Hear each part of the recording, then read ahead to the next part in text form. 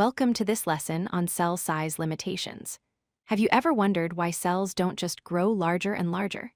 Today, we're going to explore one of the most fundamental constraints in biology: why cells must remain small.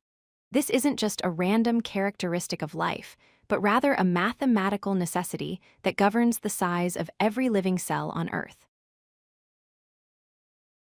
Let's start with the fundamental question: why don't cells just keep growing larger and larger? After all, wouldn't a bigger cell be more efficient? Could it store more resources? The answer is no, and the reason has to do with a critical mathematical relationship that we need to understand. Cell size is limited by the surface area to volume ratio. This is the key constraint that determines how large or small a cell can be. The surface area is the outer boundary of the cell, while the volume is the space inside. As a cell grows, these two measurements don't increase at the same rate, and this creates a serious problem for the cell. To understand this ratio, we need to think about what each component represents.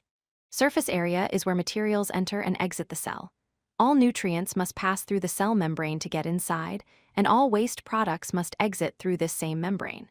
Volume, on the other hand, represents the cell's metabolic demands and waste production. A larger volume means more metabolic activity, which requires more nutrients and produces more waste. Here's the critical mathematical relationship. As a cell grows, volume increases faster than surface area. This is a geometric principle that applies to all three-dimensional objects. When you double the dimensions of a cell, the surface area increases by a factor of 4, but the volume increases by a factor of 8. This means the ratio of surface area to volume decreases as the cell gets larger. Let's look at a simple example comparing two cubes. If we have a cube with a side length of 1 unit, it has a surface area to volume ratio of 6:1. Now, if we double the side length to 2 units, the ratio drops to 3:1. Notice how the ratio decreased by half even though we only doubled the size. This demonstrates exactly what happens in cells as they grow larger. Large cells face several critical problems. First, they have insufficient surface area for nutrient uptake.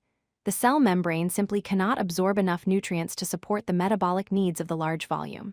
Second, waste removal becomes inefficient. Toxic waste products accumulate because they cannot be expelled quickly enough. Third, diffusion to the cell's interior becomes too slow. Molecules cannot travel from the membrane to the center of the cell fast enough to sustain life. So what's the solution to this problem? Cells remain small to maintain an adequate surface area to volume ratio for efficient exchange. By staying small, cells ensure that their surface area is large enough relative to their volume to meet all their metabolic needs. This is why even the largest organisms are made up of trillions of tiny cells rather than one giant cell. It's a fundamental principle that shapes all life on Earth. If you like this video, hit that like button and don't forget to subscribe.